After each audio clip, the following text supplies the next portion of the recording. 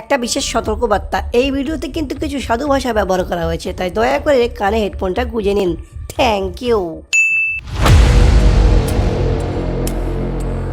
যত টাকা লাগে পেয়ে যাবে, কিন্তু 24 ঘন্টার মধ্যে তোদের 3 ভাইয়ের জমি জমিদার বাবুর নামে হওয়া চাই। মালিক বাবু, আপনাকে আমরা কতবার বলেছি আমরা আমাদের জমি বিক্রি করব না, তারপরেও তুমি বারবার কেন আসো ঘরে মারাতে?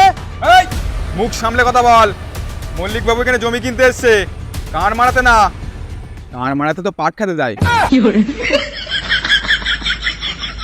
আরে কি ভুলভাল বলছো মন্টু ভাই, লক্ষ্মী নিজে থেকে ঘরে এসে তাকে বরণ করে নাও, এমন সুযোগ বারবার আসে না। আর কি আছে এই গ্রামে? না ভালো স্কুল আছে, না রাস্তা আছে, না হসপিটাল আছে। ওর থেকে ভালো জমি জমা বেচে চলো শহরে যাই, ওখানে ছেলেমেয়ের ভালো স্কুলে পড়াতে পারবো, ডাক্তার মাস্টার বানাতে পারবো। আর তোর ওই ছেলে মেয়ে ডাক্তার মাস্টার হয়ে তোকে বুড়ো বয়সে বৃদ্ধাশ্রমে ফেলে দিয়ে আসবে, তার থেকে গ্রাম অনেক ভালো। বুড়ো বয়সে দুমুঠো ভাত তো খেতে পারবো। অমন ঝাঁটালাতির ভাত খাবার থেকে বিষ খাওয়া অনেক ভালো। তুই বেশি মাথা কামাস নে, আমরা আমাদের জমি বিক্রি করবো না। তোর দরকার বললে তুই কর। কি আশিক ভাই, তুই বিক্রি করবে? না, আমি আমার জমি বিক্রি করব না। গ্রামে পাট বাগান আছে, সেখানে শান্তিতে হাঁকতে পারি। আর শহরে কি পারবো? আর হ্যাঁ, যে আমার জমি কিনতে আসবে তাকে জমিতে ফেলে পিছন মারবো। মিরাজ ভাই, তুমি এদেরকে একটু বোঝাও না। না মল্লিক বাবু, আমি এদেরকে বোঝাতে পারবো না, পরে এরা আমার মেরে পোঁদের ছাল তুলে দেবে। বস, মনে হচ্ছে সোজা আঙুলে ঘি উঠবে না। বুঝতে পেরেছি, চামচ দিয়ে ঘি তুলতে হবে। আরে বস, চামচ দিয়ে না, আঙুলটা ব্যাকা করলে তো হয়ে যায়। দেখো আশিক ভাই, দরকার পড়ে জমিদার বাবু 5 লাখের জায়গায় 10 লাখ করে দেবে, কিন্তু তোমাদের 3 ভাইয়ের জমি নিয়েই ছাড়বে। তাই আমি ভালোই ভালোই বলছি, তোমাদের সমস্ত জমি জমিদার বাবুর নামে লিখে দাও। আমরা ভালোভাবে বলে দিচ্ছি মল্লিক বাবু, আমরা আমাদের জমি বিক্রি করবো না। এখান থেকে চলে যাও। ওঠো। ওই ছাড়ো ছাড়ো, একদম গায়ে হাত দেবে না। না না, মারো মারো, মেরে পোঁদের ছাল তুলে দাও। এই অনেক হয়েছে, তোরা হয়তো জানিস না আমি কে। আমি জমিদার বাবুর বাম হাত। আর জানিস তো বাম হাত কোন কাজে লাগে? জানি তো, ছোঁচালির কাজে। ও সত্যি নাকি? আমাদের জমি বেচবো না, বেচছি না, বেচছি না, বেচছি না, বেচছি না, বেচছি না, কোনোভাবেই বেচছি না। বেচছি না।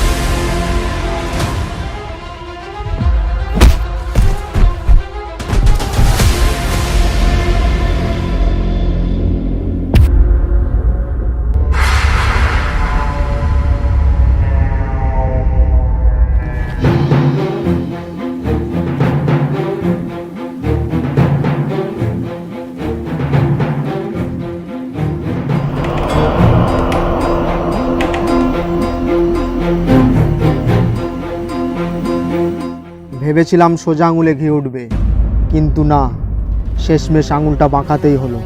আজ এই জমির জন্য একটা লাশ পড়েছে, দরকার পড়লে তোদের সব কটার লাশ ফেলে দেবো, কিন্তু তোদের জমি আমি দখল করেই ছাড়বো।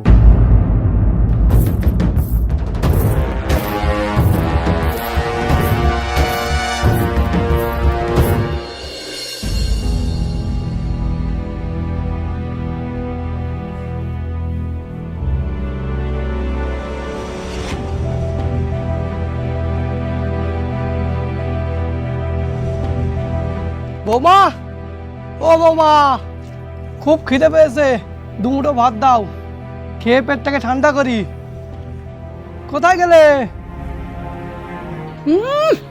আমাকে যেন ওনার বাবা চাকর রেখে দিয়েছে, ইচ্ছা মতো ঘুরে ঘুরে এসে ভাত দাও খাই। ওই নাও গেল। এ কি বৌমা, শুধু পান্তা? অন্তত একটা কাঁচা লঙ্কা তো দাও। কাঁচা লঙ্কার দাম জানো 150 টাকা কিলো।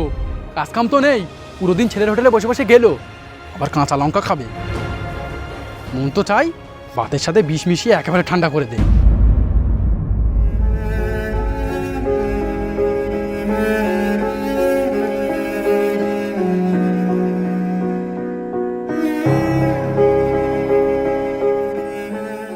লেখা দুমুটো ভাত খাই বলেছিলি না? ওই ভাত খাবার থেকে বিষ খাওয়া অনেক ভালো। তোরে কতবার বলেছি চল শহরে যাই, আজকে যদি ছেলে মেয়েকে ডাক্তার ইঞ্জিনিয়ার বানাতিস এই দিন তোর দেখতে হতো না। আব্বা তোমার ডাক্তার ইঞ্জিনিয়ার গাড়ি দিয়ে বস থাকো, চলো মদ খাই।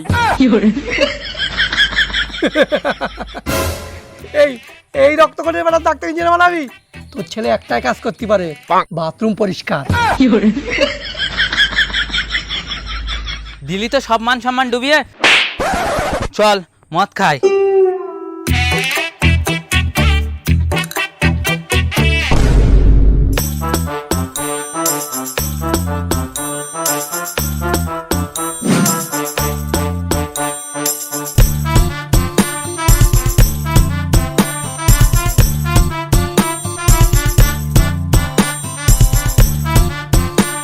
আব্বা দেখো ওদের বাপ বেটার মধ্যে কত ভালোবাসা, একসাথে বসে মদ খাচ্ছে, আর তুমি আজ পর্যন্ত আমার সাথে একটা বিড়ি পর্যন্ত খাওনি। আব্বা কেমন একটা পোড়া পোড়া গন্ধ বার হচ্ছে না? খোকা আমাদের মিল দেখে মনে হচ্ছে তোর বড় আব্বা জ্বলতেছে। খোকা এমন ভাবে মদ খায় কারা জানিস? যাদের পেটে শিক্ষা থাকে না। হ্যাঁ, আমাদের বাড়ি একটা শিক্ষিত ছেলে আছে যে প্রতি রাতে তার বোর হাতে মার খায়। চাচা তুমি যদি আমার বাপের ভাই না হতে না, তোমার মুখে আমি মুতে দিতাম। দেখেছিস খোকা, তোর চাচা কেন শিক্ষিত ছেলে পয়দা করেছে, আমার মুখে মুতবে বলছে। মাদার চোদাও মুখতে আসিস, তোর বান্টু কেটে নেবো। রক্তকটের বেটা, তুই আমার বান্টু কাটবি? আয় সাহস থাকলে আয়। লেকাট, তুই আমার বাপের মুখে মত, তুই আগে আমার বান্টু কাট। তুই আমার বাপের মুখে মুখতে দেখা না। মুতটা কি হয়েছে? আমার কাটপোতা কি হয়েছে না? গায়ের দিবি একদম। চল চল চল চল চল।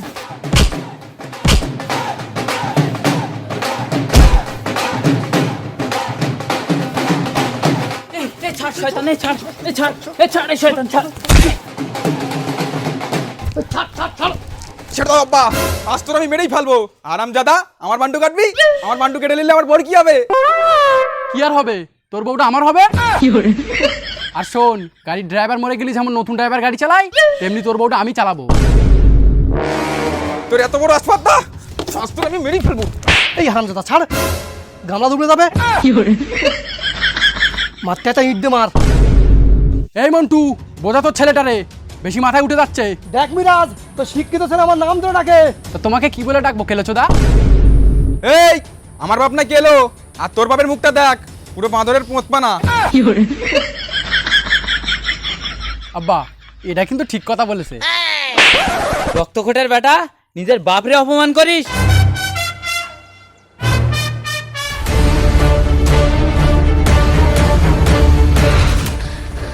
এই তোরা এদিকে মারামারি করছিস, ওদিকে তোর গার্লফ্রেন্ডের তো বিয়ে হয়ে যাচ্ছে। এত বড় আসপাতটা আমাকে না জানিয়ে আমার গার্লফ্রেন্ডের বিয়ে দিচ্ছে। আজ গ্রামে খুনোখুনি হবে। বাবা তুলে এসো।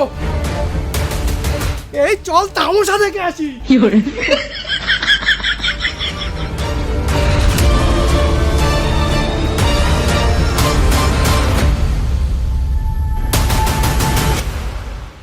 তো গাইস দাঁড়াও দাঁড়াও, ভিডিও এখানে শেষ না, এর পার্ট 2 আসবে। কিন্তু তার আগে কমেন্টে জানাও ভিডিওটা কেমন লেগেছে, আর হ্যাঁ কমেন্টে বলো পার্ট 2 দেবো কিনা। তোমরা না বললে কিন্তু দেবো না গাইস।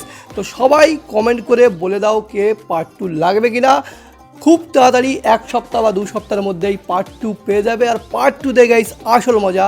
এই ভিডিওটা ছোটো হয়েছে কেন, বর্ষার জন্য ঠিকঠাক বানাতে পারিনি। এছাড়া গাইস ভিডিওটা ভালো লাগে যদি কী করতে হবে তোমরা অবশ্যই জানো, সেটা কি? একটা লাইক করে দাও আর চ্যানেলটাকে সাবস্ক্রাইব করে দাও। আর কমেন্ট করবে, আর ভালো লাগলে সাবস্ক্রাইব তো করবেই। গাইস ভিডিওর জন্য আমার চুল দাড়ি দেখতে পাচ্ছ ডাউ নাই করতে হচ্ছে, ওই জন্য চুল দাড়ি সব কেটে ফেলেছি, একদম পুরো চমু বানা লাগছে। এর জন্য তো একটা শেয়ার বানতে হয়। তো করে দাও গাইস, দেখা হচ্ছে নতুন ভিডিও। ততক্ষণে পুরো ভিডিও দেখতে থাকো, আর বাই। আমি তোমার ঘরে থাকি একা বসে, আমি তোমার সুরে থাকি অনেক দূরে, তুমি অচির